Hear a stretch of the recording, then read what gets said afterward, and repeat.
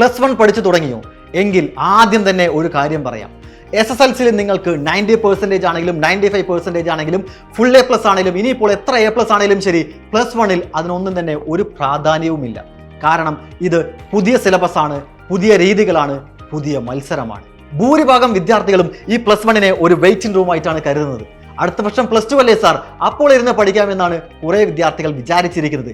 ഒരു കാര്യം ഞാൻ നിങ്ങളോട് എല്ലാവരോടും വ്യക്തമായി പറയാം. +1 സീരിയസ് ആയി എടുക്കാത്ത എല്ലാവർക്കും +2 ഒരു ദുരന്തമായിരിക്കും. +1 പഠിച്ചു തുടങ്ങുമ്പോൾ തന്നെ നിങ്ങൾ ആദ്യം ശ്രദ്ധിക്കേണ്ട ഒരു കാര്യം, ഒരു ക്ലാസ്സും മിസ്സാക്കരുത് എന്നുള്ളത് തന്നെയാണ്.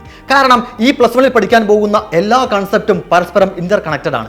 ഒരു ദിവസം നിങ്ങൾ എങ്ങാനും ക്ലാസ് മിസ്സാക്കി കഴിഞ്ഞാൽ അതിനുശേഷമുള്ള ക്ലാസ്സിലെ ഒരു ടോപ്പിക്സും നിങ്ങൾക്ക് മനസ്സിലാവാത്തൊരവസ്ഥയുണ്ടാവും. പ്രത്യേകിച്ച് ഫിസിക്സ്, കെമിസ്ട്രി, മാത്സ് എന്നീ സബ്ജക്ട്സ്.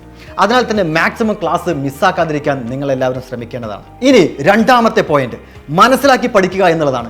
മണിക്കൂറുകളോളം ഇരുന്ന് നമ്മൾ +1 +2 എല്ലാ ടോപ്പിക്സും ഇരുന്ന് പഠിക്കുന്നുണ്ടായിരിക്കും, പക്ഷെ ഒന്നും തന്നെ മനസ്സിലാക്കി പഠിക്കുന്നുണ്ടായിരിക്കില്ല.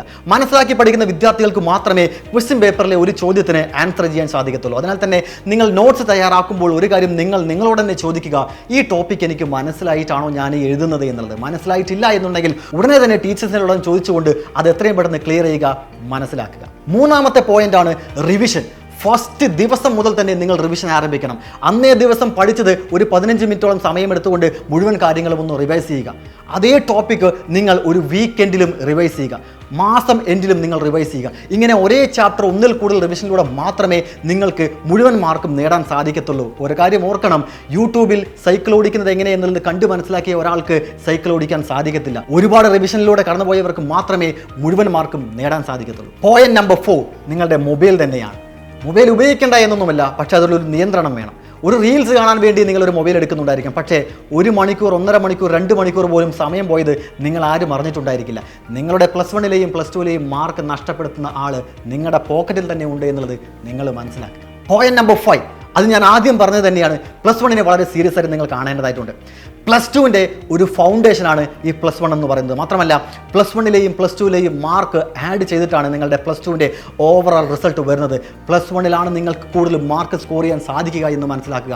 കുറവ് ടോപ്പിക്സും കൂടുതൽ മാർക്കും നിങ്ങൾക്ക് ഇവിടെ സ്കോർ ചെയ്യാം. +1 ലാബ് ഇല്ലാത്തത് കൊണ്ട് തന്നെ ഒരുപാട് സമയമുണ്ട് നിങ്ങൾക്ക് പഠിക്കുവാൻ വേണ്ടി. ഇതെല്ലാം കൃത്യമായി മനസ്സിലാക്കിക്കൊണ്ട് നിങ്ങൾ +1 ആരംഭിക്കുകയാണെങ്കിൽ, ഈ വീഡിയോ കാണുന്ന എല്ലാവരും ഇത് കൃത്യമായി പാലിക്കുകയാണെന്നുണ്ടെങ്കിൽ +1 നിങ്ങൾക്ക് എല്ലാവർക്കും മുഴുവൻ മാർക്ക് നേടാൻ സാധിക്കും. ഇത് മാക്സിമം ഫ്രണ്ട്സിലോട്ട് ഷെയർ ചെയ്യുക.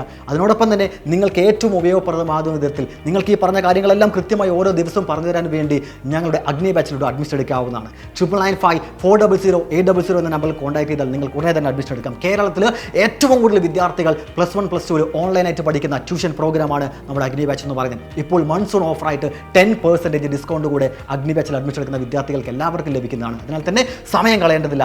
9954008000 എന്ന നമ്പറിൽ കോൺടാക്ട് ചെയ്യുക, അഡ്മിഷൻ ഉറപ്പാക്കുക. അടുത്ത ക്ലാസ് മുതൽ തന്നെ പഠിച്ചു തുടങ്ങുക.